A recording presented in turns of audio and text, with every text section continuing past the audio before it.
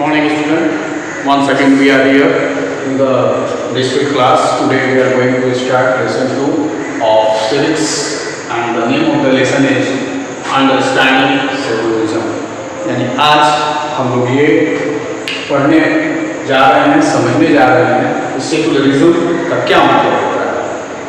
आपको पहले वाले लेसन को आप थोड़ा सा याद करिए, वहाँ हम लोगों ने कॉन्स्टिट्यूशंस के बारे में पढ़ा था और वहाँ पे बहुत सारे टर्म्स आए थे।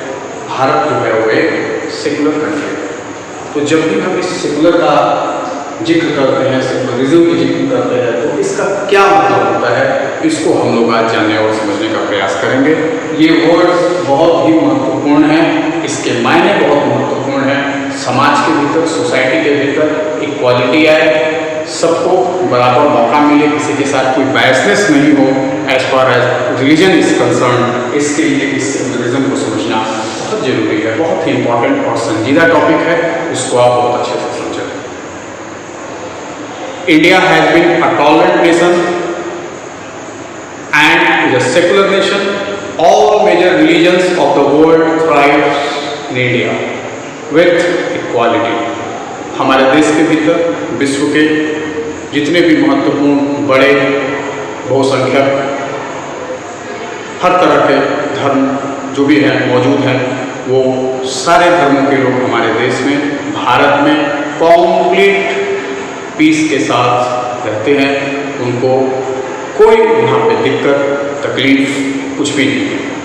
यानी सेकुलरिज्म का मतलब ये है एक ऐसी स्थिति, एक ऐसा कंडीशन जिसमें किसी भी धर्म के लोग अपने धर्म के साथ साथ बहुत इत्मीनान से, सुरक्षा के साथ, बिना किसी दबाव के वो रह सकते हैं, अपने धर्म के आधार पर अपना जीवन यापन कर सकते हैं। देश की सरकार हो, चाहे वो केंद्रीय सरकार हो या राज्य की सरकार हो, उनका किसी भी तरह का कोई भी हस्तक्षेप धर्म के नाम पर लोगों के साथ कभी नहीं हो सकता। इस बात को सिक्योर करता है हमारा कॉन्स्टिट्यूशन और कहता है कि भारत एक सेकुलर कंट्री है, हमारे यहाँ सेकुलरिज्म है। चाहे आप किसी भी धर्म के, आप अपने धर्म को आगे बढ़ा सकते हैं, अपने धर्म के लिए आप संस्था बना सकते हैं, अपने धर्म के अनुसार जीवन यापन कर सकते हैं।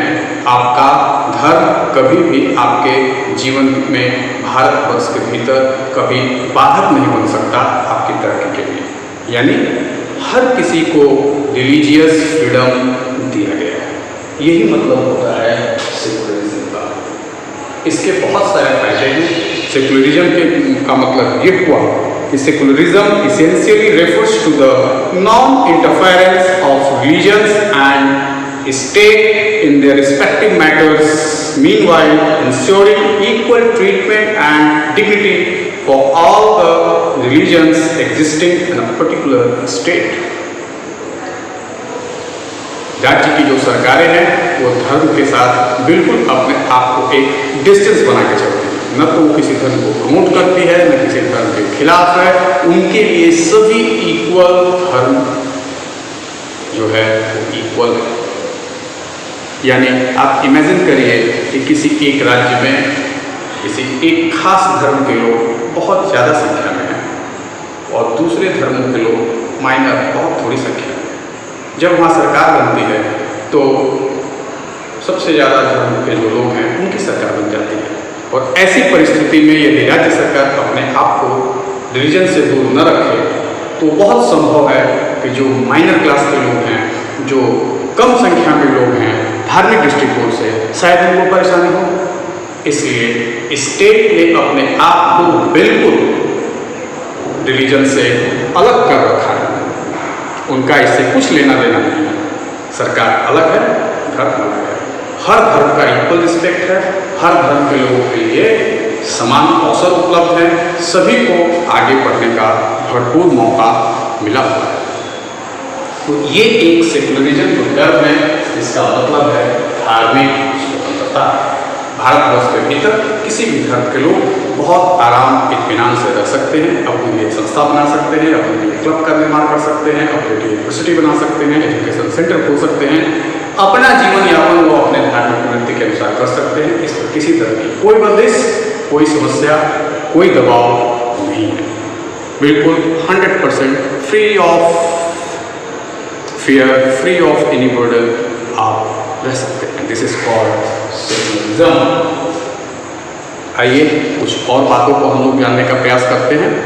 Secularism in simple words can be described as an ideology which provides people with the right to follow any religion or not follow any. It entitles the state with the responsibilities to maintain neutrality in the matter of religions. यानी आप किसी भी धर्म को follow कर सकते हैं या आप कोई भी धर्म फॉलो नहीं कर सकते, कोई दबाव नहीं है। स्टेट का अप्रोच जो है वो धर्म को लेकर न्यूट्रल है। In a secular country, no state can legally favor or loathe a particular religion, whereas individuals residing in a country are free to follow and practice the religion of their choice. यानी आपको पूर्ण स्वतंत्रता प्राप्त है।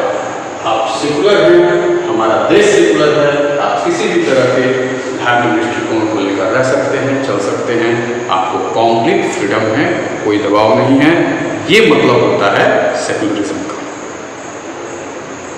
अब बात आती है कि why it is important to separate religion from the state. State को क्यों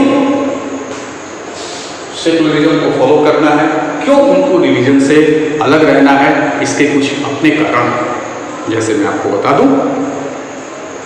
सबसे पहले आप ये समझ लीजिए कि democracy involves creating consensus on most issue.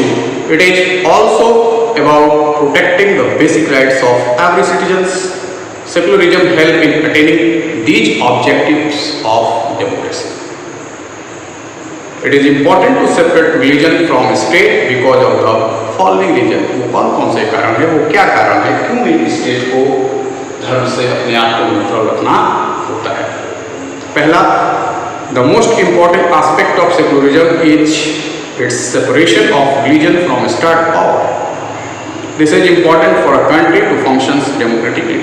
यदि हम डेमोक्रेटिक सरकार बनाते हैं, डेमोक्रेटिक वे में हम, जो कि हमारे कॉन्स्टिट्यूशंस का बैकबोन है, तो उसके लिए बहुत ज़रूरी है कि धार्मिक रूप से हम इंडिपेंडेंट हो।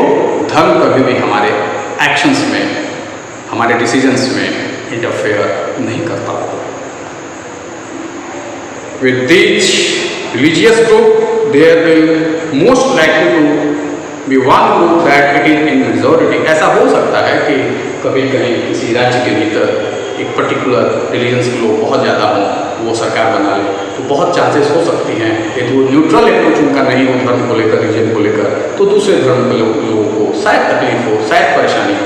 इसलिए स्टेट का अप्रोच हमेशा न्यूट्रल होता है, हमेशा न्यूट्रल होता है। वो रिलीजन के ऊपर कभी भी किसी तरह का कोई डिसीजन मेकिंग, कोई पॉलिसी मेकिंग नहीं करता है। The majority could quite easily prevent minorities from practicing their religions। यदि हम अप्रोच में जरा सा भी हमारे पास बायसनेस होगी तो दूसरे धर्म के लोगों को समस्या होगी, जो कि अब कभी भी हमारे देश में संभव नहीं है, क्योंकि हमारा अप्रोच सेकुलरिज्म का है। हम सेकुलर कंट्री हैं, किसी भी धर्म को हम न तो प्रमोट करते हैं और नहीं किसी धर्म को हम कम आंकते हैं। हमारे लिए इक्वल है सारे धर्मों का जो भी महत्व है, वो हम सबके लिए, हमारे देश के लिए एक समान है। यही सब कुछ कारण है जिसकी वजह से हम लोगों ने स्टेट को हमें एक न्यूट्रल अप्रोच दिया है धर्म के मामले में। Another reason that it is important to separate religion from the state in democratic societies because we also need to protect the freedom of individual. हमें हर व्यक्ति की व्यक्तिगत स्वतंत्रता को इंश्योर करना है, इसीलिए हम रिलीजियस अप्रोच को नहीं ले सकते।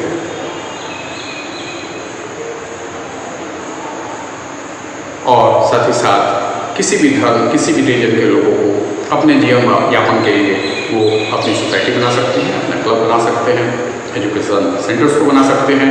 इसके लिए सरकार भी उन्हें मदद करती है, लेकिन ये अनकंडीशनल होता है, कोई इस पर बाउंडेशन नहीं।